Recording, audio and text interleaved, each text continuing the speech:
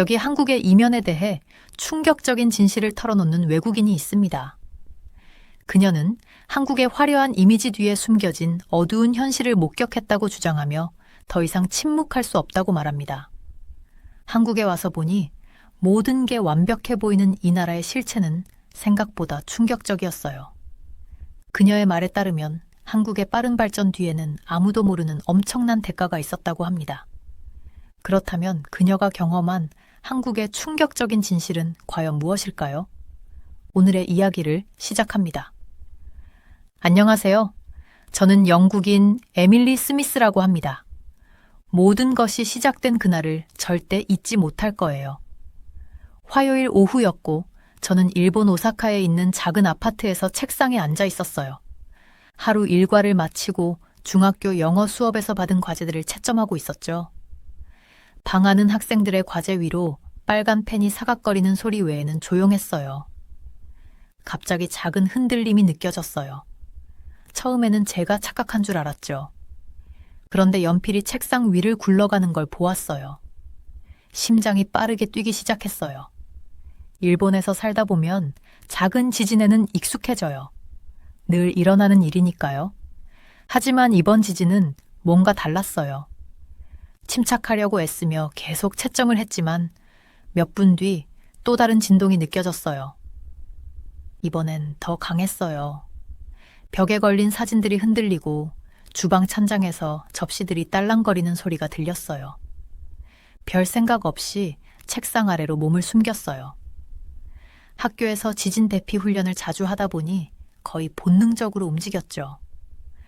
책상 아래에서 무릎을 껴안고 깊은 숨을 쉬었어요. 흔들림은 몇 초 동안만 지속됐지만 영원처럼 느껴졌어요. 드디어 진동이 멈췄을 때 천천히 책상 아래에서 기어 나왔어요. 일어서는데 다리가 후들거렸어요. 아파트를 둘러보았어요.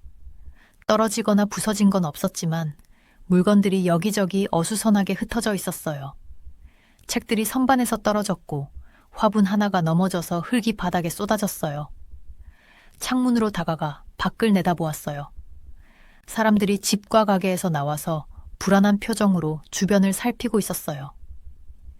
이웃집 다나카 아주머니가 발코니에서 강아지를 꼭 껴안고 있는 모습이 보였어요. 전화가 울렸어요. 친구 유미에게서 온 메시지였어요. 그녀는 몇 블록 떨어진 곳에 살고 있었죠. 방금 그거 느꼈어. 괜찮아? 라고 물었어요. 저는 괜찮다고 답장하고 그녀도 괜찮은지 물어봤어요. 저녁이 되자 전화가 계속 울렸어요. 친구와 가족들이 서로 안부를 확인하고 있었어요. 지역 뉴스에서도 지진에 대해 이야기하고 있었어요. 그리 큰 지진은 아니지만 이 지역에서 흔치 않은 강한 지진이라고 했어요. 그날 밤 잠을 이루기 힘들었어요. 작은 소리 하나에도 깜짝 놀랐어요. 또 지진이 올까 봐. 다음번에는 더 큰 지진이 오면 어쩌지? 일본에서 모두가 두려워하는 대지진인 난카이 해곡 대지진이 떠올랐어요. 과학자들이 몇 년째 경고해오던 그 대지진이 이게 시작일까? 다음 날 아침 피곤하고 불안한 기분으로 학교에 갔어요. 교무실에 들어서자마자 모두가 저와 같은 기분이라는 걸 알 수 있었어요. 동료 야마모토 선생님은 거의 밤을 사운 듯 보였어요. 어젯밤 잠 못 잤어요? 라고 물었어요. 그는 고개를 끄덕였어요. 고베에 있는 가족 생각만 계속했어요. 라고 말했어요. 고베는 1995년에 엄청난 지진을 겪었죠. 아직도 그때의 파괴를 기억하는 사람들이 많아요. 학생들이 교실에 들어왔을 때 그들의 얼굴에도 걱정이 묻어났어요. 평소보다 조용했고 몇몇은 울 것 같은 표정이었어요. 저는 평소처럼 밝은 척 하려 했지만 속으로는 학생들만큼이나 두려웠어요. 아침 조회 시간에 교장 선생님이 지진 안전에 대해 이야기했어요. 대피 절차를 상기시키고 비상용 키트가 최신 상태인지 확인하라고 했어요. 모두가 알고 있는 내용이었지만 다시 듣게 되니 더 현실적이고 무섭게 느껴졌어요. 그날 수업을 진행하면서도 큰 지진이 학교에서 발생하면 어떻게 될지 계속 생각했어요. 건물이 버틸 수 있을까? 모든 학생들을 안전하게 대피시킬 수 있을까? 이런 생각들이 영어 문법을 가르치는데 집중하기 어렵게 만들었어요. 저녁에 학교에서 집으로 걸어가면서 사람들이 편의점 앞에 줄을 서 있는 걸 봤어요. 물, 통조림, 배터리 같은 재난 대비 필수품을 사는 중이었죠. 저도 모르게 줄에 합류해 장바구니를 채웠어요. 불안한 것보단 낫지라고 생각했어요. 집에 돌아와 TV를 켜고 뉴스를 봤어요. 여전히 지진이 주요 뉴스였어요. 전문가들이 단층성과 판구조에 대해 이야기했지만 제가 완전히 이해하기는 어려웠어요. 하지만 한 가지는 분명했어요. 이 지진이 더 큰 일이 일어날 조짐이 아니라는 확신을 줄 수 없다는 것이었어요. 소파에 앉아 베개를 안고 심각한 표정의 TV 속 사람들을 보면서 모든 것이 달라졌다는 걸 깨달았어요. 항상 당연하게 여겼던 발밑의 땅이 갑자기 불안정하게 느껴졌어요. 늘 마음 한구석에 자리 잡고 있던 대지진에 대한 두려움이 이제는 눈앞에 다가온 것 같았어요. 아파트를 둘러보았어요. 가족 사진, 여행에서 가져온 기념품, 선반 위의 책들. 일본으로 이사 온 이후 처음으로 여기 온 게 맞는 선택이었는지 의문이 들었어요. 이 끊임없는 두려움을 안고 사는 게 과연 가치가 있을까? 하지만 곧 학생들, 제가 여기서 쌓아온 삶, 이 나라를 사랑하게 된 이유들을 떠올렸어요. 위험하다고 해서 두려워서 떠날 수는 없었어요. 그렇지 않나요? 그날 밤 잠자리에 들기 전에 전화기를 완전히 충전했어요. 침대 옆에 신발과 손전등을 두었어요. 혹시 몰라서요. 그리고 잠에 들면서 생각했어요. 내일은 어떤 일이 일어날까? 또 땅이 흔들릴까? 그리고 만약 또 흔들린다면 우리는 준비가 되어 있을까? 지진이 발생한 다음 날 아침, 저는 몸이 찌뿌둥하고 불안한 기분으로 깨어났어요. 밤새 뒤척이며 제대로 잠을 이루지 못했거든요. 작은 소리 하나에도 깜짝 놀라며 또 다른 진동이 오는 건 아닌지 걱정했어요. 피곤한 눈을 비비며 휴대폰을 들어 뉴스를 확인했어요. 당국으로부터 안심할 만한 소식을 기대했는데 오히려 더 혼란스러운 소식이 들려왔어요. TV를 켜보니 정부 대변인이 단상에 서 있는 모습이 보였어요. 그는 깔끔한 정장을 입고 진지한 표정을 짓고 있었어요. 이번 지진은 두려워하는 난카이 해곡 대지진의 전조가 아닙니다. 라고 말했을 때 안도의 한숨이 나왔어요. 그런데 그가 말을 이어갔어요. 하지만 만일의 사태에 대비해 비상 물품을 준비해 두시기 바랍니다. 잠깐만요. 뭐라고요? 저는 속으로 생각했어요. 걱정할 필요가 없다면서 왜 최악의 상황에 대비하라는 거지? 전혀 말이 안 됐어요. 저는 TV를 바라보며 이 모순된 메시지를 이해하려고 애썼어요. 출근 준비를 하면서도 그 혼란스러움을 떨쳐낼 수 없었어요. 제가 제일 좋아하는 파란색 셔츠를 입고 가방을 챙겼지만 머릿속은 여전히 질문들로 가득했어요. 아파트 엘리베이터에서 이웃인 다나카 씨를 만났는데 그녀도 저만큼이나 걱정스러워 보였어요. 좋은 아침이에요. 저는 밝은 목소리로 인사하려 했어요. 오늘 아침 뉴스 보셨나요? 다나카 씨는 걱정이 가득한 얼굴로 고개를 끄덕였어요. 네, 봤어요. 어떻게 생각해야 할지 모르겠네요. 우리가 정말로 걱정해야 할까요? 저는 어깨를 으쓱하며 그녀만큼이나 혼란스러운 표정을 지었어요. 저도 잘 모르겠어요. 정부조차도 우리에게 뭐라고 해야 할지 모르는 것 같아요. 엘리베이터에서 내리자마자 우리는 건물 게시판에 모여있는 사람들을 봤어요. 새로운 지진 대비 포스터가 붙어 있었어요. 비상키트에 들어가야 할 물품들이 목록으로 적혀 있었어요. 물, 비상식량, 손전등, 배터리, 구급약품 등이었어요. 집에 가서 제 비상키트를 확인해야겠다고 마음먹었어요. 학교로 가는 길에 불안한 분위기가 더 많이 보였어요. 모퉁이에 있는 편의점은 평소보다 훨씬 붐비고 있었고 사람들이 생수와 즉석식품을 사재기하고 있었어요. 평소 조용한 거리에는 걱정 섞인 대화들로 가득했어요. 학교에 도착하자 분위기는 더 무거웠어요. 교무실에 들어가니 동료 교사들이 정부의 대응에 대해 논쟁하고 있었어요. 특히 역사 교사인 야마모토 선생님이 매우 격앙되어 있었어요. 분명히 위험을 축소해서 말하는 거예요. 그는 화가 난 목소리로 말했어요. 공포를 유발하지 않으려는 건 알겠지만 이렇게 애매하게 말하는 건 오히려 상황을 더 나쁘게 만들고 있어요. 수학 교사인 사토 선생님은 반대 의견을 냈어요. 저는 그들도 우리만큼이나 혼란스러워하고 있다고 생각해요. 그녀가 말했어요. 이건 정확한 과학이 아니에요. 그들도 무슨 일이 일어날지 확실히 모를 거예요. 저는 그들의 논쟁을 들으며 갈등했어요. 두 의견 다 일리가 있었거든요. 저는 정부가 모든 것을 통제하고 있다고 믿고 싶었지만 이 모순된 메시지들 때문에 자신감을 갖기가 어려웠어요. 하루 종일 가르치는 데 집중하려고 노력했지만 쉽지 않았어요. 학생들도 평소보다 조용했고 그들의 눈에서 불안감을 읽을 수 있었어요. 점심시간에 몇몇 학생들이 제게 다가왔어요. 선생님, 한 여학생이 약간 떨리는 목소리로 물었어요. 정말 큰 지진이 오나요? 어젯밤 부모님이 그 얘기를 하셨어요. 저는 깊게 숨을 들이쉬고 적절한 말을 찾으려 했어요. 사실 우리는 확실히 알 수 없어요. 저는 부드럽게 말했어요. 하지만 우리가 할 수 있는 건 대비하는 거예요. 학교에서 지진이 발생하면 어떻게 해야 하는지 함께 이야기해 볼까요?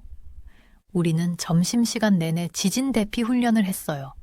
책상 아래로 몸을 숨기고 머리를 보호하는 법을 가르쳤어요. 침착하게 행동하고 지시를 따르는 것의 중요성에 대해 이야기했어요. 연습을 하면서 학생들의 얼굴에서 일부 긴장이 풀리는 걸 볼 수 있었어요. 여전히 두려워했지만 무엇을 해야 할지 알게 되어서 조금은 안심이 된 것 같았어요. 학교가 끝난 후 저는 슈퍼마켓에 들르기로 했어요. 비상 물품을 준비하라는 정부의 조언이 머릿속을 떠나지 않았어요. 슈퍼마켓에 들어서자 사람들로 붐비는 모습을 보고 놀랐어요. 통로마다 사람들이 통조림, 쌀, 생수로 가득 찬 카트를 밀고 있었어요. 저도 바구니를 들고 필수품들을 담기 시작했어요. 배터리 한 팩을 집으려는데 제 손이 다른 사람의 손과 부딪혔어요. 이웃인 이토 씨였어요. 모두 같은 생각을 한 것 같네요. 그가 긴장된 웃음을 지으며 말했어요. 저는 고개를 끄덕이며 붐비는 가게를 둘러봤어요. 네, 우리 모두 대비하려고 하는 것 같아요. 우리가 길게 늘어선 계산대에 서 있는 동안 이토 씨와 저는 이 상황에 대해 이야기를 나눴어요. 그도 저처럼 정부의 명확하지 않은 정보에 대해 답답함을 느끼고 있었어요. 그냥 솔직하게 뭐가 어떻게 된 건지 말해줬으면 좋겠어요. 그가 고개를 저으며 말했어요. 이 불확실함이 사람들을 더 불안하게 만들고 있어요. 저도 전적으로 동의했어요. 마침내 물건 값을 지불하고 집으로 돌아가는 길에 다양한 감정이 교차했어요. 한편으로는 이제 더 잘 대비하고 있다는 생각에 안심이 되었지만 또 한편으로는 이런 혼란과 공포 속에 우리를 내버려둔 정부에 대한 분노가 치밀었어요. 그날 밤 새로 산 물품들을 비상키트에 넣으면서 문득 이런 생각이 들었어요. 이게 과잉 반응일까? 아니면 정말로 위험한 상황일까? 정부의 모호한 메시지들 때문에 우리는 모두 안심해야 할지 두려워해야 할지 알 수 없는 상태로 남겨졌어요. 침대에 누워 저는 결심했어요. 내일은 제가 직접 지진과 우리가 직면한 위험에 대해 더 알아보겠다고요. 이 혼란스러운 상황을 이해하려면 더 많이 알아야 할 것 같았어요. 그런 계획을 세우고 눈을 감으며 한 번도 깨지 않고 편안한 잠을 잘 수 있기를 바랐어요. 하지만 속으로는 명확한 답이 나오기 전까지는 누구도 쉽게 잠들 수 없을 거라는 걸 알고 있었어요. 시간이 지나면서 첫 번째 지진 이후에 저를 사로잡은 두려움은 사라지지 않았어요. 오히려 마음속에 뿌리를 내린 잡초처럼 점점 더 커져만 갔죠. 작은 진동이나 흔들림에도 심장이 두근거렸어요. 이게 그 큰 지진의 시작일까? 우리가 모두 경고받았던 난카이 대지진이 오는 걸까? 최악의 상황을 상상하는 걸 멈출 수가 없었어요. 머릿속에서는 거대한 파도가 해안가 마을을 덮치고 건물이 모래성처럼 무너지고 사람들이 목숨을 걸고 달아나는 모습이 그려졌죠. 이런 생각들이 밤낮으로 저를 괴롭혔어요. 잠은 이제 사치였어요. 대부분의 밤에 식은땀을 흘리며 잠에서 깼는데 땅이 흔들리고 있다고 확신했어요. 실제로 흔들리지 않을 때도 그 두려움은 현실이었어요. 그래서 현관 옆에 비상용품을 담은 고백을 두기 시작했어요. 물, 에너지바, 손전등, 그리고 구급상자가 든 배낭이었어요. 언제든지 달아나야 할 상황을 대비한 거였죠. 저 혼자만 두려움을 느낀 건 아니었어요. 아파트 건물 안을 걸어 다니다 보면 다른 집들 앞에도 비슷한 가방들이 놓여 있는 걸 볼 수 있었거든요. 엘리베이터 안에서 이웃들과 눈이 마주칠 때면 우리는 무언의 인정을 주고받았어요. 모두가 그 두려움을 함께 느끼고 있었죠. 언제 떨어질지 모르는 또 다른 재난을 기다리며 전전긍긍하고 있었어요. 학교에서도 상황은 크게 다르지 않았어요. 평소엔 수다스럽고 에너지가 넘치던 학생들이 이젠 조용해졌어요. 갑작스러운 소리에 깜짝 놀라며 눈길을 출입구로 돌리곤 했죠. 어느 날 과학 수업 중에 교실 뒤쪽에서 속삭이는 소리가 들렸어요. 선생님, 히로라는 학생이 약간 떨리는 목소리로 물었어요. 큰 지진이 학교에서 발생하면 어떻게 해야 하나요? 저는 깊은 숨을 들이쉬고 목소리를 차분하게 유지하려 노력했어요. 히로야, 기억하지? 그럴 때를 대비해 우리는 대피 훈련을 해왔잖니? 책상 밑으로 들어가서 머리를 보호하고 지시를 기다리면 돼. 하지만 그렇게 말하면서도 충분할지 의문이 들었어요. 우리 학교 건물이 큰 지진을 견딜 수 있을까? 정말 준비가 되어 있는 걸까? 질문은 끊임없이 이어졌어요. 체육관에 있을 때 지진이 나면 어떻게 해요? 점심시간에 일어나면요? 쓰나미가 오면 어떻게 하죠? 질문 하나하나가 가슴을 짓누르며 숨쉬기 힘들게 만들었어요. 저는 최대한 차분하게 대답하며 아이들에게 필요한 든든한 존재가 되려고 했어요. 하지만 마음속으로는 아이들만큼이나 두려웠어요. 스스로도 이 두려움을 떨쳐내지 못하는데 어떻게 이 아이들을 보호할 수 있을까? 계속해서 대비하는 상태로 있는 것은 지치게 했어요. 매일이 마치 언제 끊어질지 모르는 줄 위를 걷는 것 같았어요. 지진 예측 사이트를 집요하게 확인하는 제 자신을 발견했어요. 마치 언제 지진이 올지 알면 덜 무서울 것처럼요. 주말마다 가족과 영상 통화를 할 때 가족들도 제 변화를 눈치챘어요. 얼굴이 피곤해 보여. 괜찮아? 어느 날 저녁 엄마가 걱정스러운 표정으로 물었어요. 잠은 잘 자고 있니? 저는 아무렇지 않은 척 하려고 했어요. 괜찮아요, 엄마. 그냥 일이 바빠서 그래요. 하지만 엄마는 저를 너무 잘 알고 있었어요. 그 지진 때문이지? 엄마가 부드럽게 물었어요. 저는 눈물이 고이는 걸 느끼며 고개를 끄덕였어요. 무서워요, 엄마. 항상. 저는 제가 느끼는 두려움을 쏟아내기 시작했어요. 언제 올지 모를 큰 지진에 대한 두려움, 충분히 준비되지 않았다는 생각, 그리고 학생들에 대한 책임감까지. 그렇게 말하니 마음이 좀 편해지긴 했지만 두려움이 사라지진 않았어요. 스트레스는 일상생활에 다른 방식으로도 영향을 미치기 시작했어요. 고층 건물이나 해안가 근처를 피하게 되었어요.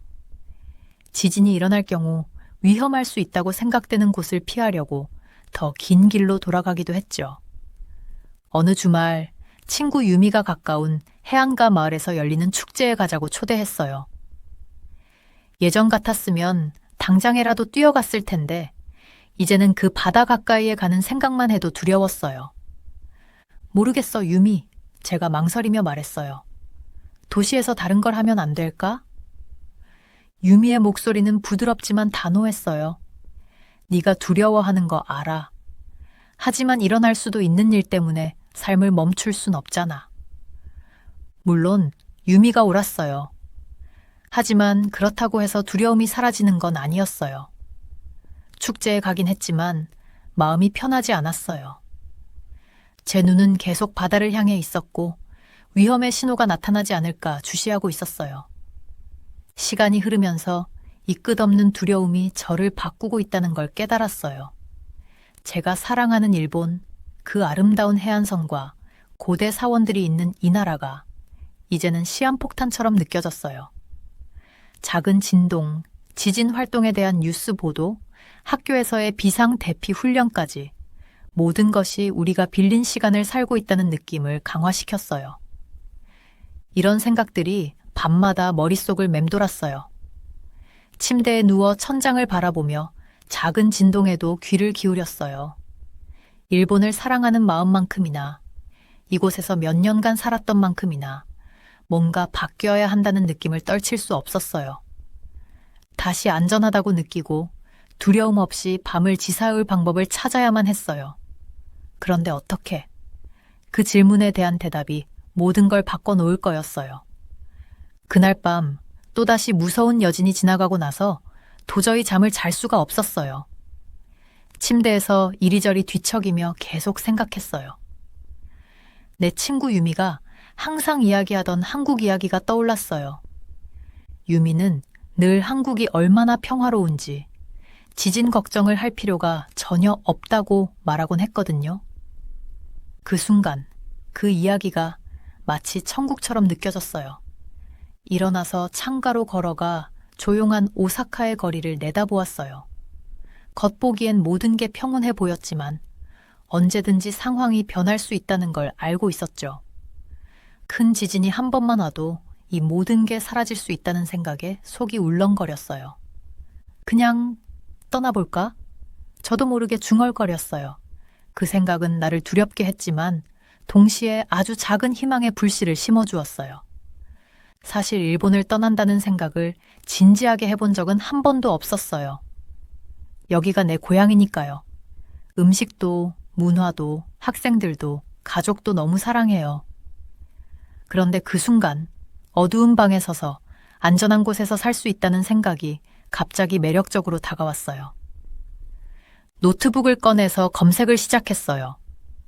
한국으로 이사하려면 뭐가 필요할까? 거기서 일자리를 구할 수 있을까? 나를 필요로 할까? 놀랍게도 한국에는 국제학교가 정말 많았고 그중에는 내가 가진 자격을 필요로 하는 학교들도 있었어요.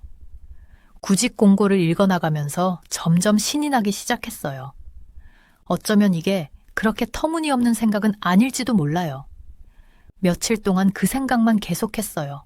학교에서 작은 진동만 느껴져도 지진 걱정 없이 가르치는 게 어떤 기분일지 상상했어요.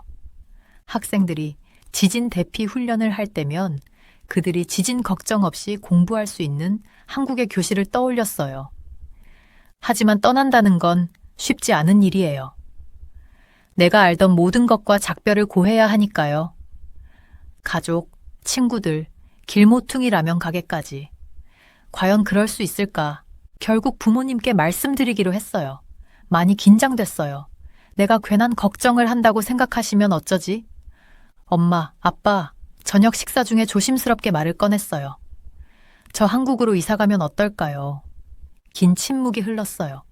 엄마는 놀란 표정이었지만 아빠는 천천히 고개를 끄덕였어요. 지진 때문이니? 아빠가 물으셨어요. 저는 목이 메인 채로 고개를 끄덕였어요. 저는 그냥 요즘 너무 무서워요. 잠도 못 자고 일도 집중이 안 돼요. 계속 무슨 일이 일어날까 걱정하게 돼요. 놀랍게도 부모님은 저를 말리려 하지 않으셨어요. 제가 느끼는 두려움과 조사한 내용, 새로운 시작에 대한 희망을 들으시면서 제 이야기에 귀 기울여 주셨어요. 직장 전망과 생활 조건에 대해 질문도 하셨어요. 당연히 걱정이 되셨겠죠. 부모님이라면 당연한 일이니까요. 하지만 부모님도 이해해 주셨어요. 우리는 네가 행복하고 안전하길 바랄 뿐이야. 엄마가 제 손을 꼭 잡으며 말씀하셨어요. 이게 네가 필요로 하는 일이라면 우리는 너를 응원할게. 부모님의 지지가 저에게 큰 힘이 되었어요. 그 순간 이 계획이 더 현실적이고 가능성 있는 일처럼 느껴졌어요. 그 후 몇 주 동안 계획을 실행하기 위해 온 힘을 쏟았어요. 서울에 있는 여러 국제학교에 교직을 지원했어요.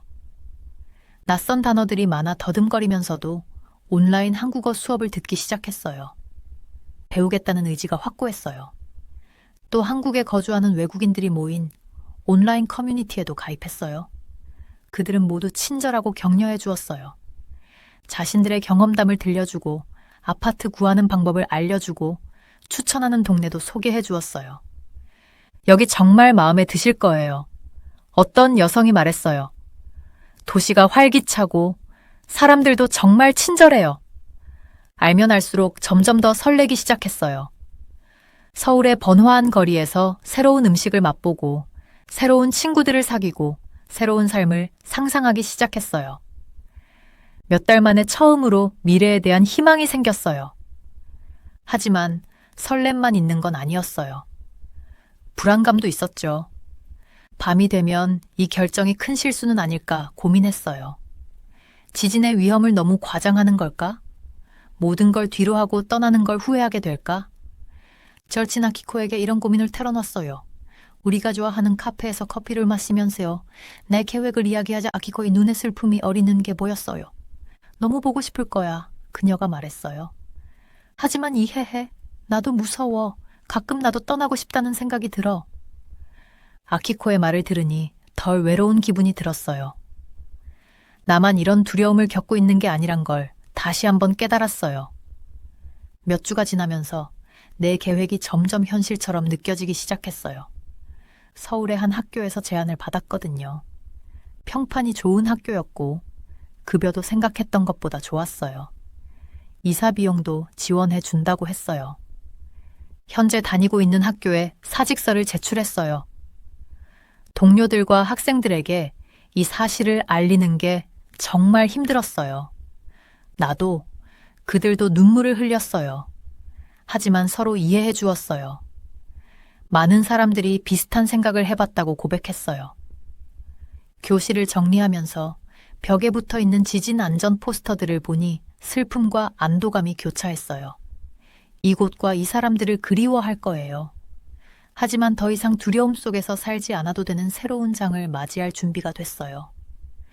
떠나기 전날 밤, 마지막으로 장계 서세오 오랫동안 내 고향이었던 이 도시를 바라보았어요. 약간의 죄책감이 밀려왔어요. 나라가 나를 필요로 할 때 떠나는 건 아닌가? 하지만 곧 잠 못 이루던 밤들, 끊임없는 불안감, 작은 진동에도 나를 휘감던 두려움이 떠올랐어요. 잘하고 있는 거야. 혼잣말로 속삭였어요. 나 자신도 돌봐야 해. 창문에서 눈을 돌리자 어깨가 가벼워지는 느낌이었어요. 내일 서울로 가는 비행기에 오를 거예요. 새로운 삶을 향한 여정이 시작되는 거죠. 물론 두렵지만 동시에 설레기도 했어요. 몇 달 만에 처음으로 다시 숨을 쉴 수 있을 것 같았어요. 침대에 들어가서 일찍 일어나기 위해 알람을 맞췄어요. 잠이 들면서 더 이상 지진 걱정을 하지 않았어요. 대신 서울의 스카이라인, 새로운 모험들, 두려움 없는 미래를 꿈꾸었어요. 아침이 드디어 밝았을 때 흥분과 긴장이 뒤섞인 감정이 들었어요. 드디어 제가 준비해 온 날이 온 거였어요. 마지막으로 아파트 문을 잠그며 깊이 숨을 들이마셨어요.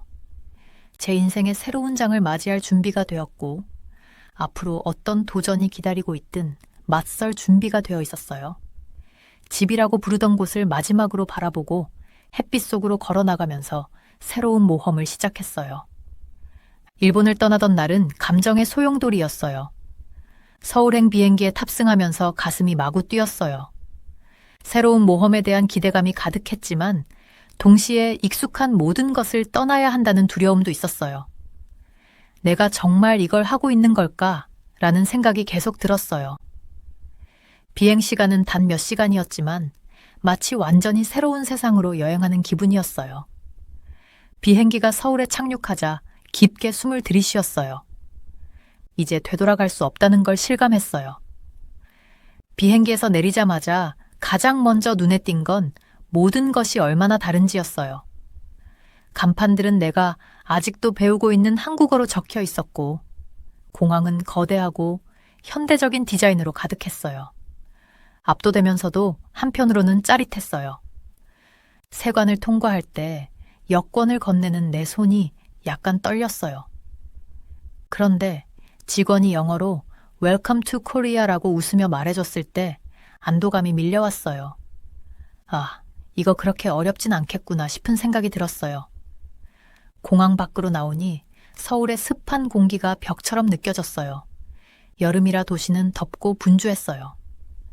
택시를 잡아 새로 살게 될 아파트 주소를 기사님께 보여드렸어요. 도심을 지나가면서 창밖을 내다보는 것을 멈출 수 없었어요. 서울은 오사카와 너무나 달랐어요. 건물은 더 높았고 거리도 넓었으며 사람들이 정말 많았어요. 새 아파트는 작지만 아늑했어요. 홍대라는 동네에 있었는데 젊고 예술적인 분위기로 유명하다고 들었어요. 짐을 풀면서 설레는 마음과 동시에 향수병이 밀려왔어요. 일본에 있는 가족과 친구들이 그리웠지만 새로운 삶을 시작하는 것에 대한 기대감도 컸어요. 다음 날은 국제학교에서의 첫날이었어요. 너무 긴장한 나머지 거의 잠을 못 자고 일찍 일어났어요. 가장 좋은 옷을 입고 학교로 향했어요. 학교는 인상적이었고 일본에서 가르쳤던 학교보다 훨씬 컸어요. 교장 선생님께서 따뜻하게 맞아주시고 학교를 안내해 주셨어요. 제 교실은 밝고 쾌활했으며 큰 창문 너머로 도심이 보였어요. 학생들이 도착했을 때 긴장이 조금 풀리기 시작했어요. 아이들은 일본에서 온 새 선생님에 대해 궁금해하며 이것저것 물어봤어요. 서툰 한국어로 최선을 다해 대답했는데 아이들은 웃음을 터뜨리며 귀엽게 봐줬어요. 그래도 아이들이 참을성 있게 제 말을 들어주고 새로운 단어도 가르쳐줬어요. 하루가 끝날 때쯤 저는 이제 이곳에 적응하기 시작했다는 느낌을 받았어요. 몇 주가 지나면서 저는 서서히 새로운 삶에 적응해 갔어요. 동네를 탐험하며 새로운 한국 음식을 시도했어요. 어떤 건 맛있었고 어떤 건 조금 특이했죠. 학교의 다른 교사들과도 친해졌고 한국인뿐만 아니라 다른 나라에서 온 분들도 있었어요. 그들이 서울 곳곳을 소개해주면서 아름다운 궁궐과 북적이는 시장들을 구경했어요. 한 가지 놀라웠던 건 제가 얼마나 안전하다고 느끼는지였어요. 일본에서는 늘 지진이 올까봐 긴장하며 지냈는데 서울에서는 그런 걱정이 없었어요. 밤에 벽이 흔들릴까봐 깨어나는 일이 없다는 사실이 안도감으로 다가왔어요. 이런 안도감이 필요했다는 걸 미처 몰랐었어요. 물론 어려움도 있었어요. 한국어 배우는 건 정말 어려웠고 가끔은 의사소통이 잘 안 돼서 답답했어요. 일본 음식과 익숙한 도시의 느낌이 그리울 때도 있었어요. 가끔은 내가 옳은 선택을 한 건지 의심스러울 때도 있었죠. 하지만 그럴 때마다 왜 여기에 왔는지 떠올렸어요. 제가 도착하고 약 한 달쯤 지났을 때 일본에서 작은 지진이 발생했어요. 큰 지진은 아니었지만 한국 뉴스에 보도됐죠. 그 보도를 보면서 가족과 친구들이 걱정되기도 했지만 더 이상 그런 두려움 속에서 살지 않아도 된다는 안도감도 느꼈어요. 그때 제가 옳은 결정을 했다는 확신이 들었어요. 몇 달이 지나면서 한국이 점점 더 집처럼 느껴지기 시작했어요. 일본과 한국의 물건들을 섞어 아파트를 꾸미며 새로운 삶을 반영한 공간을 만들어갔어요. 한국어도 조금씩 늘어서 가게 주인이나 택시 기사님과 간단한 대화도 할 수 있게 됐어요. 학생들은 여전히 그들의 열정과 친절함으로 저를 놀라게 했어요. 일본이 여전히 그리웠어요. 봄의 벚꽃, 절에서 울리는 종소리, 진짜 스시의 맛도요. 하지만 저는 여기서 새로운 삶을 하나씩 만들어가고 있었어요. 새로운 추억을 쌓고 새로운 것들을 시도하며 예상치 못한 방식으로 성장하고 있었어요. 제가 이사 온 지 약 6개월이 지난 어느 저녁 학교에서 집으로 걸어가고 있었어요. 해가 지면서 서울의 스카이라인이 아름다운 분홍색과 주황색으로 물들었어요. 저는 잠시 멈춰서 그 풍경을 감상했어요. 그 순간 깊은 평온함이 느껴졌어요. 일본이 여전히 제 일부로 남아있겠지만 이제 한국이 제 집이 되어가고 있다는 걸 깨달았어요. 오사카에서 두려움에 떨던 교사에서 서울에서 새로운 인생을 만들어가는 지금의 제 자신을 생각했어요. 쉽지는 않았지만 그만큼 가치 있었어요. 이 도전을 받아들이고 두려움을 극복하며 새 출발을 한 제 자신이 자랑스러웠어요. 집으로 향하는 발걸음을 이어가면서 앞으로 다가올 미래에 대한 기대감으로 가득 찼어요. 어떤 도전이나 모험이 기다리고 있을지는 몰랐지만 저는 그것들을 마주할 준비가 되어 있었어요. 제 새로운 한국 생활은 이제 막 시작되었고 앞으로 어떤 길이 펼쳐질지 무척 기대됐어요. 여기 한국의 매너에 대해 충격적인 경험을 한 프랑스 여성이 있습니다. 그녀는 한국 문화의 어떤 면이 이해할 수 없다며 한숨을 내쉬는데요. 도대체 그녀가 한국에서 어떤 경험을 했길래 이렇게 당황스러워하는 걸까요? 오늘의 사연 지금 시작합니다. 안녕하세요. 제 이름은 이자벨 로랑입니다. 비행기에서 내려 도쿄에 첫 발을 내디뎠을 때 저는 깊게 숨을 들이마셨습니다. 습한 공기가 파도처럼 몰려왔고 주변에 흥분된 분위기가 온몸으로 전해졌어요. 제 이름은 이자벨 로랑이고 이번에 인생 최대의 일을 맡게 되어 도쿄에 도착한 참이었죠. 2020 도쿄 올림픽의 물류 코디네이터로 일하기 위해서요. 엄밀히 말하자면 팬데믹 때문에 대회가 1년 연기돼서 이제는 2021년이 되었지만 그런 건 전혀 제 기분을 상하게 하지 않았습니다. 공항을 걸어 나가면서 곳곳에 올림픽을 알리는 표지판과 장식들이 눈에 들어왔어요. 어디를 봐도 운동선수들의 포스터, 화려한 배너, 그리고 유명한 올림픽 오룡이가 있었어요. 모든 것이 정말 현실처럼 느껴졌어요. 제가 정말 이곳에 와서 세계에서 가장 큰 행사 중 하나의 일부가 되려 하고 있다는 게 실감이 났습니다. 짐을 챙겨서 올림픽 선수촌으로 가는 택시를 타러 밖으로 나갔어요. 택시를 타고 가면서 도시의 모습을 눈에 담아 보려 했어요. 도쿄는 정말 거대했어요. 하늘 높이 치솟은 건물들, 사방에서 반짝이는 넌사인들, 그리고 수많은 사람들까지. 프랑스의 작은 고향 마을과는 전혀 달랐죠. 창밖을 넋을 놓고 바라보는 저를 본 택시기사님이 물었어요. 도쿄 처음이신가요? 네, 제가 대답했어요. 올림픽 때문에 왔어요. 기사님이 고개를 끄덕이며 웃으셨어요. 아, 정말 신나겠어요. 여기서 좋은 시간 보내실 거예요. 저는 그 말이 맞기를 바랐어요. 앞으로 맡을 일에 대한 걱정도 있었지만 이 기회를 잡게 되어 정말 설레었어요. 물류 코디네이터로서 제 일은 선수들과 그들의 팀이 모든 것을 원활하게 할 수 있도록 돕는 것이었어요. 교통편을 조정하고 숙소를 정리하고 모든 사람들의 일정을 관리하는 일 말이죠. 큰 책임이었지만 저는 그 도전을 맞이할 준비가 되어 있었어요. 1시간 정도 지나서 드디어 올림픽 선수촌에 도착했습니다. 기사님께 감사 인사를 하고 택시에서 내리니 거대한 복합 건물이 눈앞에 펼쳐졌어요. 앞으로 몇 주 동안 제가 머물게 될 곳이었고 전 세계에서 온 수천 명의 선수들이 지낼 곳이기도 했습니다. 본부에 가서 체크인을 하고 방 열쇠와 신분증을 받았어요.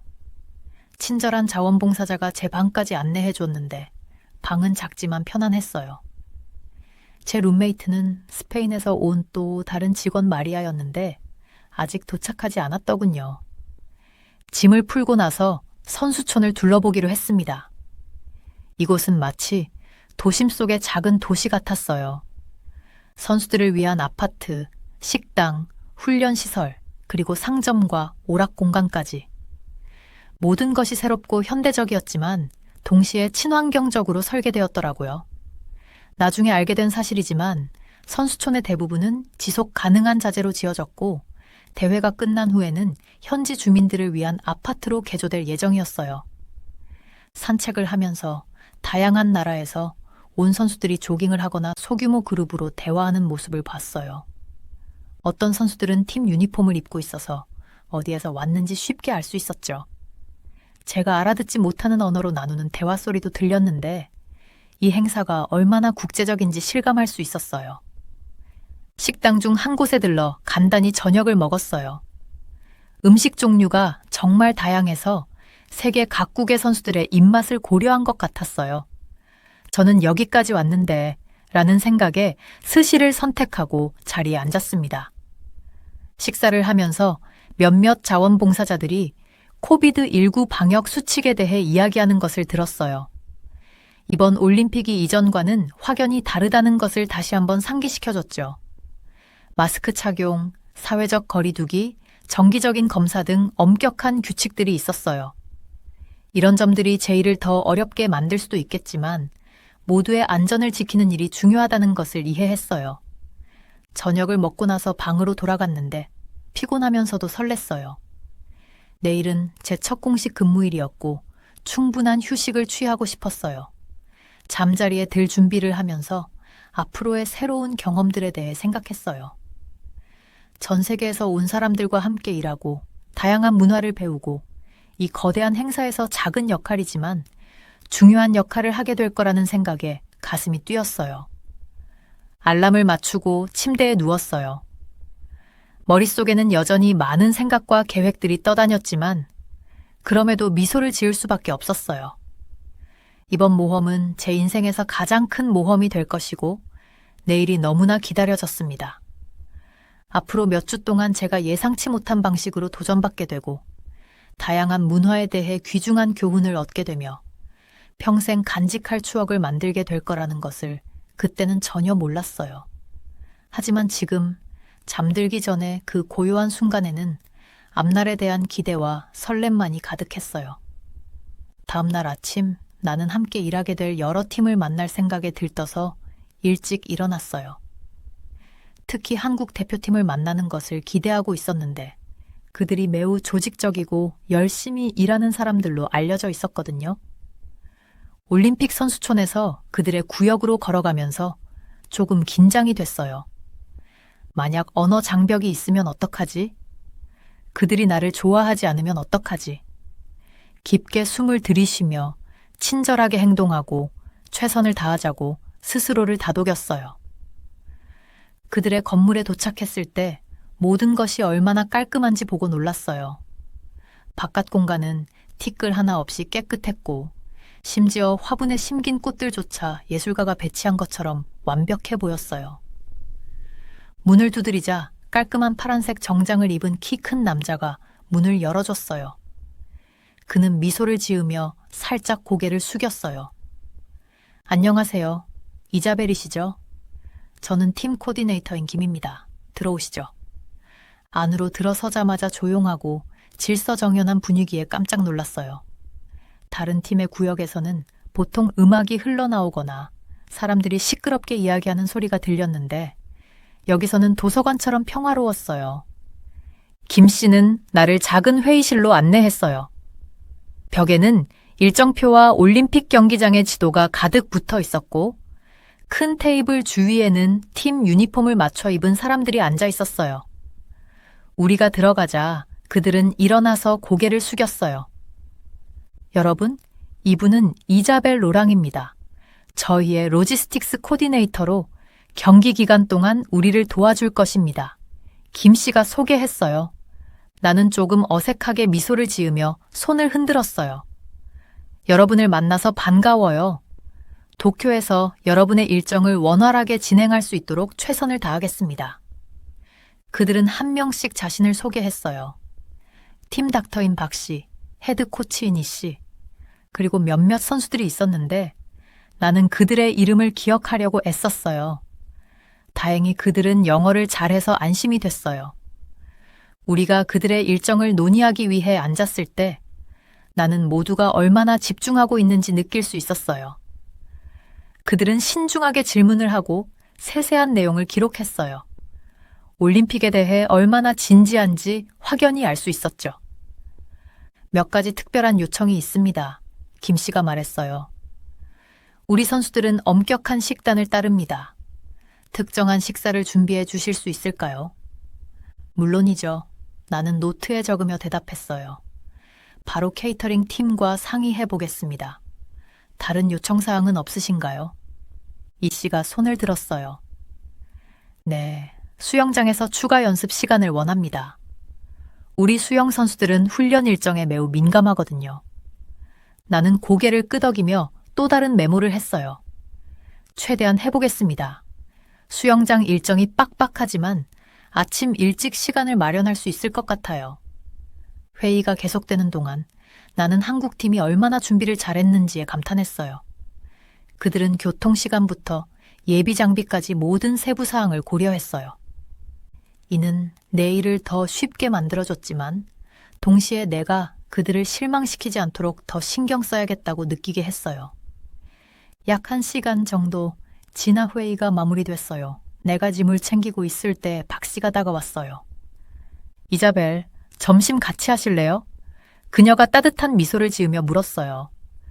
전통 한식을 배달시켰는데 한번 드셔보시면 좋을 것 같아요. 초대에 놀라면서도 감동받았어요. 정말 좋죠. 감사합니다.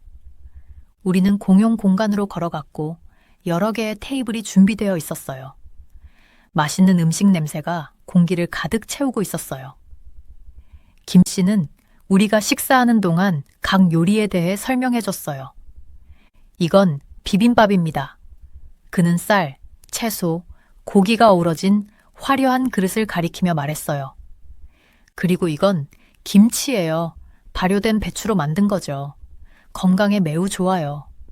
나는 모든 음식을 시도해봤고 새로운 맛을 즐겼어요. 팀원들은 나의 배경과 올림픽 로지스틱스에 어떻게 참여하게 되었는지에 대해 질문을 했어요. 그들은 진심으로 관심을 보였고 나도 그들과 함께 웃고 대화하면서 점점 더 편안해졌어요. 점심이 끝날 때쯤 나는 한국팀에 대해 훨씬 더 잘 이해하게 된 것 같았어요. 그들은 단지 열심히 일하고 조직적일 뿐만 아니라 친절하고 유머러스하며 환영해주는 사람들이었어요. 사무실로 돌아가면서 아침을 되돌아봤어요. 한국 대표팀과 일하는 것에 대해 긴장했었고 문화적 차이 때문에 걱정했었지만 이제는 차이점이 있는 만큼 공통점도 많다는 것을 깨달았어요.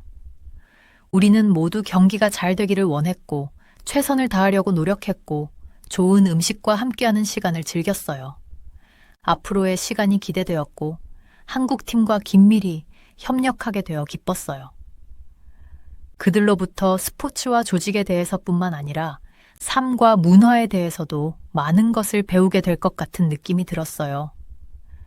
그들의 요청사항을 처리하기 위해 책상에 앉으면서 새로운 목적의식을 느꼈어요. 이제 이건 단순한 로지스틱스 문제가 아니었어요. 이건 연결을 구축하고 다양한 관점을 이해하며 나 자신보다 더 큰 무언가의 일원이 되는 것이었어요. 올림픽 첫 주는 정말 정신없었어요. 제 인생에서 이렇게 바빴던 적이 없었거든요. 이원 6개국에서 온 1,000명이 넘는 선수들이 있었는데 그들을 모두 관리해야 했어요. 하루는 새벽 5시에 시작해서 자정이 훌쩍 지나서야 끝나곤 했죠. 너무 지쳤지만 동시에 굉장히 설레었어요. 제 일 중 가장 어려운 부분 중 하나는 모든 버스를 조율하는 것이었어요. 모든 선수가 제 시간에 경기장에 도착할 수 있도록 해야 했거든요. 마치 거대한 퍼즐처럼 모든 조각을 완벽하게 맞추는 일이었어요. 시간표와 지도를 보며 모든 것이 정확하게 맞아떨어지도록 하는데 몇 시간을 보냈죠. 어느 저녁이었어요. 계획대로 되지 않았던 날이었죠. 사무실에서 3번째 커피를 홀짝이며 앉아 있는데 전화가 갑자기 미친 듯이 울리기 시작했어요. 전화를 들어보니 메시지가 폭주해 있었죠. 메시지를 읽으며 가슴이 철렁 내려앉았어요. 버스 일정에 큰 혼란이 생긴 거였어요. 책상에서 벌떡 일어나 재킷을 집어들고 문을 박차고 나갔어요. 올림픽 빌리지 입구로 급히 달려가며 이미 혼란스러운 광경이 눈에 그려졌어요. 여러 팀이 기다리고 있었고 그 중에는 제가 전에 만났던 한국 대표팀도 있었어요. 심호흡을 하며 마음을 가라앉히려 노력했죠. 쉽지 않은 상황이 될 것 같았어요. 도착했을 때 혼란스럽고 짜증난 표정으로 서 있는 선수들 무리가 보였어요. 그 중에서 침착하게 팀과 함께 서 있는 김 씨를 발견했죠. 그에게 다가가서 상황을 설명하려고 마음을 다잡았어요. 김 선생님, 약간 숨이 찬 상태로 제가 말했어요. 정말 죄송해요. 버스 일정에 문제가 생겼어요. 지금 바로 해결하려고 하고 있어요. 저는 그가 화를 내거나 짜증을 낼 거라고 예상했지만 의외로 그는 고개를 끄덕이며 작은 미소를 지었어요. 알려주셔서 감사합니다, 로랑 씨. 그가 말했어요. 노력해 주셔서 감사드려요. 정말 깜짝 놀랐어요. 화도 내지 않고 요구도 하지 않고 그냥 침착하게 상황을 받아들이는 모습이요. 정말 예상 밖이었어요. 저는 바로 버스 회사에 전화를 걸어 일정을 재조정하기 시작했어요. 약 1시간이 걸렸지만 결국 모든 선수를 제 시간에 보낼 수 있었어요. 마지막 버스가 출발할 때 정말 큰 한숨을 내쉬었죠. 김 선생님과 그의 팀이 마지막으로 떠났어요. 그가 버스에 오르기 전에 저를 향해 말했어요. 이런 일은 일어날 수 있는 법이죠, 로랑 씨. 중요한 건 우리가 그것을 어떻게 처리하느냐에 달려 있어요. 잘하셨어요. 그의 말은 그날 밤 내내 제 마음에 남았어요. 사무실로 돌아가는 길에 다른 팀들과 비교했을 때 한국 팀이 얼마나 침착하고 이해심 있게 반응했는지를 계속 생각했어요. 그들은 정말로 스트레스가 큰 상황에서도 침착하고 이해심이 깊었어요. 그날 밤 늦게 책상에 앉아 있었을 때 그날 일어난 일들을 다시 복기했어요. 김 선생님의 반응과 그것이 저에게 준 느낌을 생각했죠. 그것은 일이 잘못될 때 얼마나 침착하고 유연하게 대처하는 것이 중요한지를 상기시켜 주었어요. 또한 문화마다 스트레스와 문제를 대하는 방식이 얼마나 다른지에 대해 생각하게 되었어요. 한국 팀의 반응은 제가 익숙한 것과는 많이 달랐어요. 그들의 문화와 사고방식에 대해 더 알고 싶다는 호기심이 생겼어요. 밤 정확히는 이른 아침에 퇴근 준비를 하면서 제 일기장에 이렇게 적었어요. 오늘의 교훈, 압박감 속에서도 침착함을 유지하자. 냉정을 잃지 않으면 항상 해결책이 있다. 침대에 쓰러지듯 누워서 피곤했지만 뭔가 중요한 것을 배운 기분이었어요. 이번 올림픽은 단순한 일이 아니었어요. 이 경험은 저에게 다양한 문화, 스트레스 관리법, 그리고 제 자신에 대해 많은 것을 가르쳐주고 있었어요. 잠이 들기 전 앞으로 다가올 날들이 또 어떤 교훈을 안겨줄지 궁금했어요. 한 가지는 확실했어요. 이번 올림픽은 결코 잊지 못할 경험이 될 거라는 것이었죠. 아침에 일어났을 때부터 뭔가 이상했어요. 뭔지는 몰라도 뭔가 불안한 느낌이 들었거든요. 올림픽 빌리지에서 또 바쁜 하루를 준비하는데 갑자기 핸드폰이 울리더라고요. 그리고 그 메시지를 보고 가슴이 철렁 내려앉았어요. 한국팀 구역에서 도난 발생, 귀중한 시계 분실, 즉시 조사 부탁드립니다. 숨을 깊이 들이마셨어요. 이건 심각한 일이었어요. 올림픽에서 도난 사건이라니 큰 문제가 될 수 있잖아요. 이 상황을 신중하게 처리해야겠다고 생각했어요. 한국팀 건물로 급히 달려가면서 머릿속이 복잡해졌어요. 어떻게 이런 일이 일어날 수 있을까? 올림픽 빌리지는 안전해야 하는 곳인데. 걸어가면서 스스로에게 침착하라고 다독였어요. 전문적으로 행동해야 해. 성급하게 결론 짓지 말자. 그곳에 도착했을 때 김 선생님이 저를 기다리고 계셨어요. 걱정스러운 표정이었지만 여전히 저를 보고 가볍게 고개를 숙여 인사하셨어요. 로랑 씨라고 부르시면서 빨리 와주셔서 감사합니다. 저도 고개를 끄덕였어요. 당연한 일입니다, 김 선생님. 무슨 일이 있었는지 말씀해 주시겠어요? 그분은 저를 공동 휴게실로 안내하셨어요. 언제나처럼 깨끗했지만 뭔가가 사라진 느낌이었어요. 우리 선수 중 한 명이 아침 연습 시간에 시계를 여기 두고 갔는데 김 선생님이 설명하셨어요. 연습이 끝나고 돌아와 보니 없어졌더군요. 속이 답답해졌어요. 이건 정말 심각한 일이었어요. 시계에 대해 좀 더 설명해 주실 수 있을까요? 라고 물으며 노트북을 꺼내 적기 시작했어요. 김 선생님은 고개를 끄덕였어요. 금시계입니다. 아주 비싼 거예요. 그 선수의 할아버지가 선물로 주신 거라 그에게는 큰 의미가 있습니다. 저는 모든 걸 빠르게 적어 내려갔어요. 마지막으로 그 시계를 본 게 언제였나요? 아침 8시쯤이었어요. 김 선생님이 대답하셨어요. 우리는 모두 그때 연습하러 나갔습니다. 11시에 돌아왔을 때는 이미 없어졌더군요. 3시간 동안 많은 일이 일어날 수 있었어요. 저는 방을 둘러봤어요. 보안 카메라 영상은 확인할 수 있을까요? 김 선생님은 고개를 끄덕이며 저를 보안실로 데려가셨어요. 함께 영상을 봤지만 별 도움이 되진 않았어요. 카메라가 방 전체를 다 찍고 있지 않았고 많은 사람들이 드나들었거든요. 누가 시계를 가져갔는지 알아내기는 어려웠어요. 답답한 기분이 들었어요. 이 일이 어디로도 이어지지 않는 것 같았죠. 하지만 침착해야 했어요. 김 선생님께 고개를 돌려 이런 일이 생겨서 정말 죄송합니다 라고 말했어요. 시계를 찾기 위해 최선을 다하겠습니다. 놀랍게도 김 선생님은 화내지 않으셨어요. 그저 고개를 끄덕이시면서 감사합니다, 로랑 씨. 도와주셔서 고맙습니다 라고 말씀하셨어요. 그분의 침착한 모습이 놀라웠어요. 내가 그분 입장이었다면 분명 화가 났을 텐데 김 선생님은 그 상황을 담담하게 받아들이고 계셨죠. 그 모습을 보고 더욱 존경스러웠어요. 혹시 저희에게 더 필요한 게 있으신가요? 라고 물으셨어요. 잠시 생각하다가 이 구역에 접근할 수 있는 사람들의 명단을 주실 수 있을까요? 그리고 팀원들에게 뭔가 수상한 점을 보지 않았는지 물어봐 주실 수 있을까요? 라고 부탁드렸어요. 김 선생님은 동의하셨어요. 떠나시기 전 잠시 멈춰서서 로랑 씨라고 부르시더니 이 상황이 어렵다는 걸 압니다. 하지만 제발 이 일을 조용히 처리해 주실 수 있을까요?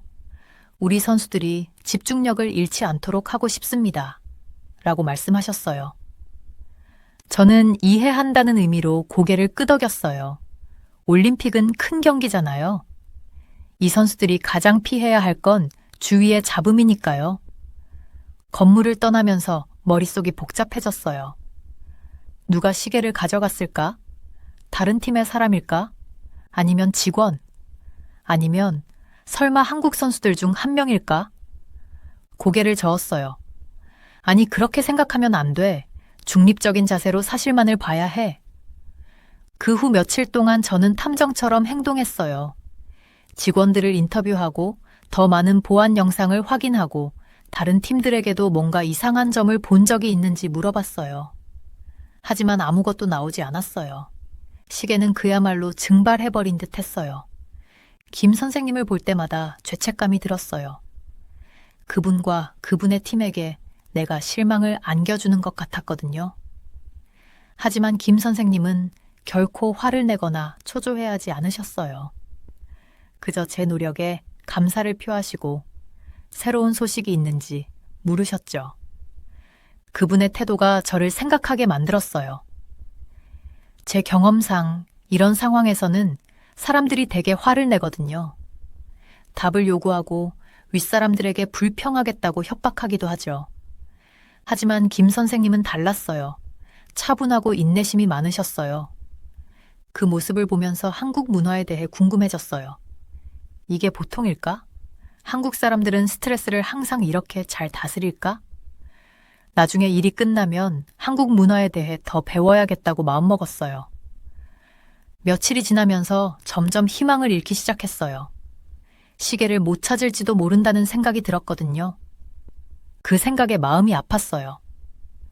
그 선수가 얼마나 소중한 걸 잃었다고 느낄지 상상해 봤어요. 하지만 포기하지 않았어요. 계속 찾아보고 계속 질문했어요. 그러면서 중요한 것을 깨달았죠. 어려운 상황에서는 차분함과 인내심을 유지하는 것이 가장 좋은 방법일 수 있다는 걸요. 이건 오랫동안 기억에 남을 교훈이었어요. 하지만 제가 몰랐던 건 이 미스터리가 예상치 못한 방식으로 곧 해결될 거라는 것이었어요. 며칠간 정말 스트레스가 많았어요. 그 사라진 시계 생각을 멈출 수가 없었거든요. 그 시계는 한국 선수 중 한 명의 것이었고 그들에게 매우 중요한 물건이었어요. 빨리 찾기를 간절히 바랐어요. 매일 아침 한국팀 코디네이터인 김 선생님께 확인 전화를 드렸어요. 김 선생님은 항상 침착하셨고 그 덕분에 저도 좀 마음이 놓였어요. 하지만 그의 눈에서는 걱정이 보였어요. 선수들은 경기 준비에 집중하려고 애쓰고 있었지만 이 일이 그들에게 신경 쓰이는 게 분명했어요. 네. 저는 몇 시간 동안 보안 영상을 돌려봤어요. 사람들의 출입을 지켜보는 일은 지루했어요. 화면을 너무 오래 들여다봐서 눈이 아플 정도였죠. 그래도 포기하고 싶지 않았어요. 이 문제를 해결하는 게 제 책임이라고 느꼈거든요. 사건이 발생한 지 3일째 되는 날, 뜻밖의 일이 벌어졌어요. 사무실에서 서류를 정리하고 있었는데 문을 두드리는 소리가 들렸어요. 문을 열었더니 젊은 남자가 서 있었어요. 그는 긴장한 듯 보였어요. 무슨 일이세요? 라고 물었죠. 그는 고개를 끄덕이며 손을 내밀었어요. 그의 손에는 그 사라졌던 시계가 있었어요. 너무 놀라서 잠시 그를 쳐다보기만 했어요. 그 후에야 그를 안으로 들이고 설명을 요청했어요. 그 젊은 남자는 일본 선수인 히로시였어요. 그가 말하길 시계가 사라진 그날 자신도 그 라운지에 있었대요. 그는 그 시계를 자기 것인 줄 알고 집어갔다고 했어요. 자기 시계와 너무 닮았다는 거였죠. 정말 죄송합니다. 히로시는 깊이 고개를 숙이며 말했어요.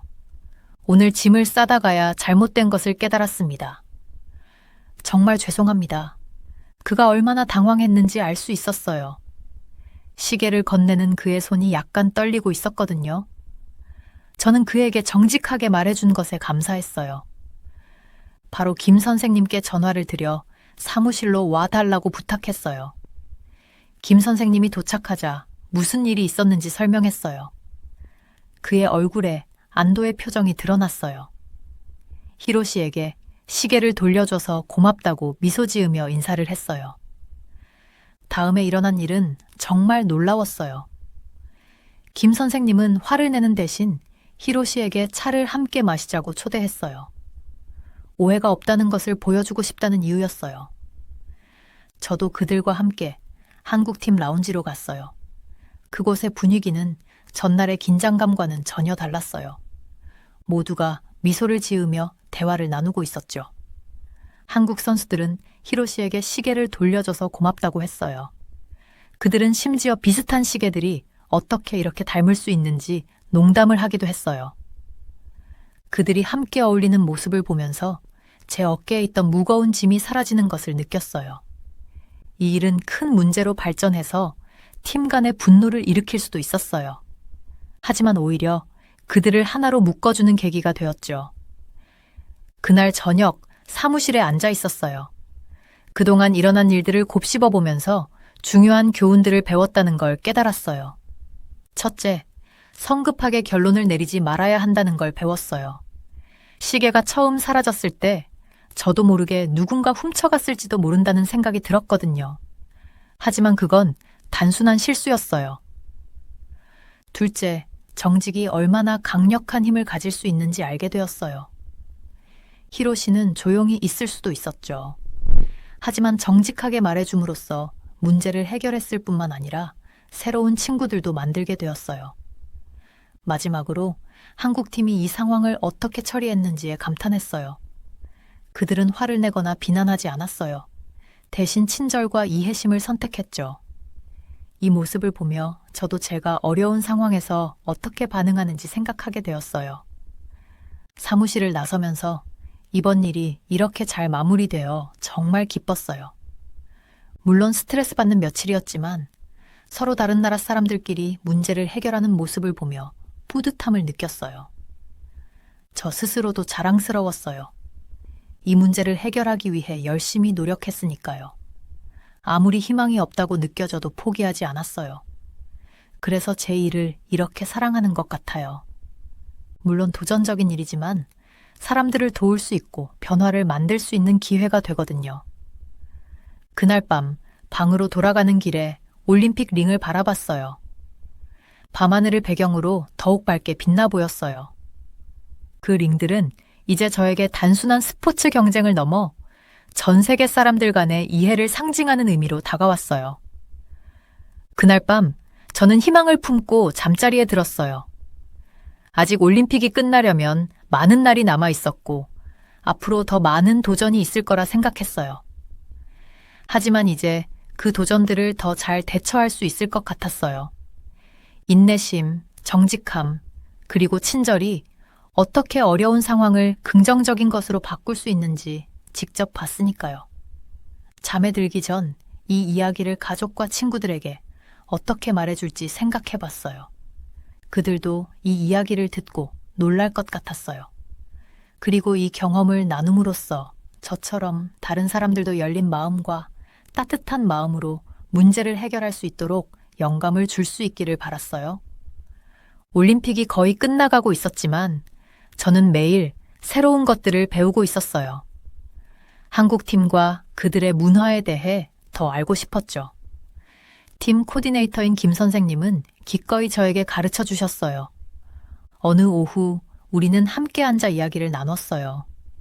김 선생님은 한국 문화에서 깔끔하고 정돈된 것이 매우 중요하다고 설명해 주셨어요.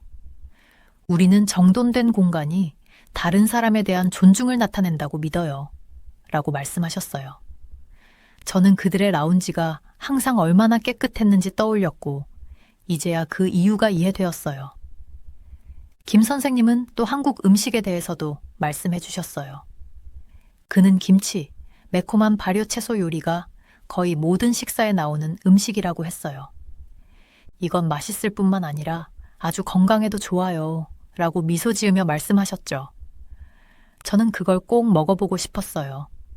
마치 제 마음을 읽은 듯이 김 선생님은 그날 저녁팀과 함께 저녁 식사를 하자고 초대해 주셨어요.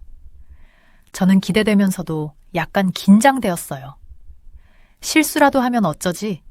하지만 김 선생님은 걱정하지 말라고 안심시켜 주셨어요. 식사 장소에 도착했을 때 따뜻한 미소로 맞아주셨어요. 식탁에는 작은 접시들이 많이 차려져 있었어요.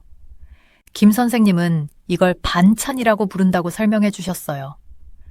한국의 모든 식사에 함께 나오는 곁들임 요리라고요.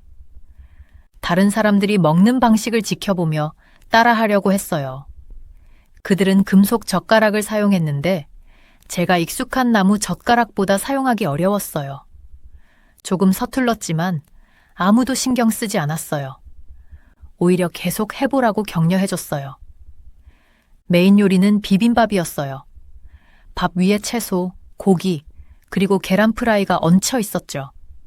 김 선생님은 고추장 소스를 넣어 함께 비벼 먹는 법을 보여주셨어요. 정말 맛있었어요. 식사 중에 저는 선수들이 서로를 대하는 모습을 관찰했어요. 나이가 어린 선수들이 연장자들에게 매우 존경심을 표하는 걸 보았죠. 비록 나이 차이가 한두 살밖에 안 나더라도요. 김 선생님은 어른을 존중하는 것이 한국 문화의 큰 부분이라고 설명해 주셨어요. 저녁 식사 후 우리는 차를 마셨어요. 제가 예상했던 녹차가 아니라 보리차라는 볶은 보리로 만든 차였어요. 고소한 맛이 정말 마음에 들었어요. 차를 마시면서 선수들은 자신들의 고향에 대해 이야기하기 시작했어요. 아름다운 산, 번화한 도시, 그리고 평화로운 사찰들을 묘사했어요. 그들의 얼굴은 고향 이야기를 할 때마다 빛났어요. 그들이 자신들의 나라에 자부심을 느낀다는 것을 알 수 있었어요. 한 젊은 수영 선수인 진아가 저에게 한국에 가본 적이 있냐고 물었어요. 제가 아니라고 대답하자 그녀는 흥분했어요. 꼭 한번 와야 해요. 그녀가 말했어요. 제가 서울을 구경시켜 줄게요. 서울은 정말 멋진 도시예요. 오래된 궁궐들이 현대적인 고층 건물 옆에 있어요. 그리고 음식도요. 길거리 음식 시장을 정말 좋아하게 될 거예요. 그녀의 열정은 전염성이 있었어요. 저도 정말 한국에 가보고 싶다는 생각이 들었죠. 올림픽이 끝난 후 여행을 계획해야겠다고 마음먹었어요. 시간이 지나면서 저는 팀과 함께 있는 것이 점점 더 편안해졌어요. 그들은 저에게 기본적인 한국어 단어 몇 가지를 가르쳐 줬어요. 안녕하세요가 안녕하세요라는 뜻이고 감사합니다가 고맙다는 뜻이라는 것을 배웠어요. 발음이 좋지는 않았지만 그들은 여전히 저를 응원해줬어요. 떠나기 전 김 선생님은 저에게 작은 선물을 주셨어요. 한국 서예로 우정이라고 적힌 아름다운 책갈피였어요. 이건 당신이 이번 올림픽 동안 우리에게 준 것이에요. 라고 말씀하셨어요. 그의 말과 정성 어린 선물에 감동했어요. 그날 밤 제 방으로 돌아가는 길에 저는 얼마나 많은 것을 배웠는지 곰곰이 생각했어요. 한국 문화에 대해서만이 아니라 제 자신에 대해서도요. 올림픽을 시작할 때 저는 한국팀에 대해 몇 가지 선입견을 가지고 있었던 것 같아요. 그들이 너무 진지하거나 다가가기 힘들 것이라고 생각했었죠. 하지만 제가 틀렸어요. 그들은 친절하고 재미있고 따뜻하게 맞아주었어요. 그들은 저에게 정말 많은 것을 가르쳐줬어요. 이 경험은 열린 마음을 유지하는 것이 얼마나 중요한지 보여줬어요. 모든 문화에는 각자의 방식이 있어요. 판단하기보다는 이해하려고 노력하는 것이 더 나아요. 그렇게 하면 우리는 놀라운 것들을 배우고 훌륭한 친구들을 사귈 수 있어요. 다음 날 일터에서 저는 모든 팀을 다르게 바라보게 되었어요. 각각의 팀이 고유한 문화와 전통을 가지고 있었어요. 시간을 내어 그들 모두를 알아간다면 무엇을 배울 수 있을지 궁금했어요. 폐막식이 다가오면서 저는 복잡한 감정을 느꼈어요. 우리가 해낸 일이 자랑스러우면서도 끝나간다는 사실에 슬펐어요. 하지만 무엇보다도 이 놀라운 행사에 참여할 기회가 주어진 것에 대해 감사했어요. 제가 배운 것들에 대해 감사했고, 특히 새로 사귄 친구들에게 감사했어요. 올림픽 성화가 꺼진 후에도 이 경험의 기억은 저와 함께 할 거예요. 한국 문화에 대해 배운 것들, 존경, 우정, 그리고 열린 마음에 대한 교훈들은 앞으로의 모험에서 저를 이끌어 줄 거예요. 팀들이 귀국 준비를 하는 것을 도우면서 저는 스스로에게 한 가지 약속을 했어요. 계속 배우고, 계속 질문하고, 새로운 경험에 마음을 열겠다고요. 세상에는 발견을 기다리는 놀라운 문화들이 가득해요. 그리고 한국팀과 함께한 시간 덕분에 저는 이제 그 모든 것들을 탐험할 준비가 되었어요.